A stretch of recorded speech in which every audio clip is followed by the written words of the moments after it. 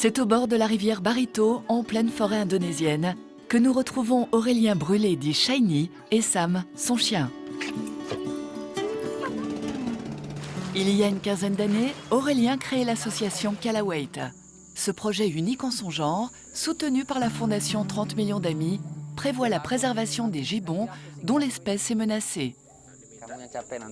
À Bornéo, ce singe est victime de la déforestation et des braconniers. Bonjour Anna.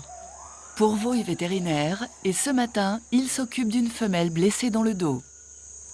Même si la plaie est refermée, le mâle est parfois très curieux et essaie de la gratter et de l'ouvrir. Il faut faire attention. Quelques jours d'isolement seront donc nécessaires pour soigner cette femelle efficacement. Nous mettons en garde les populations car il peut être très dangereux de les capturer et d'en avoir à la maison. C'est un véritable problème en Indonésie. Un fléau contre lequel Aurélien lutte tout au long de l'année en recueillant ces gibbons capturés par la population. Grâce à l'aide notamment de la fondation 30 millions d'amis, les gibbons recueillis par Kalawait bénéficient aujourd'hui d'un nouvel enclos plus adapté à leur mode de vie.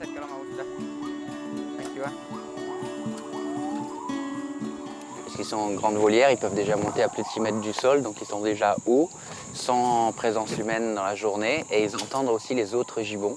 Et pour certains d'entre eux, pour la première fois de leur vie, dans un environnement comme ça, ils apprennent à vivre tout simplement dans la forêt aussi, puisque tous ces gibbons ont été élevés pendant des années chez des humains, dans des petites cages, dans des villes. Maradona et Cécile vont pouvoir à présent, eux aussi, bénéficier de cet espace. Donc le but de leur donner de grandes volières, c'est avant tout pour leur bien-être. Et même s'ils doivent rester toute leur vie en captivité, autant que ça soit en couple avec une vraie structure sociale, naturelle, dans une volière spacieuse. Puisque c'est notre devoir de prendre soin de ces animaux. Parce qu'ils n'ont pas choisi d'être capturés, ils n'ont pas choisi de sortir de la forêt, ils n'ont pas choisi d'être capturés par les braconniers. Et puis pour ce couple par exemple, si on trouve un site de relâcher, ils peuvent être un jour candidats à la liberté. Et si c'est le cas, le fait d'avoir vécu pendant longtemps dans une volière comme ça, sans contact avec les humains, sauf au moment du nourrissage, eh bien, ça les rendra prêts à justement être un jour relâchés.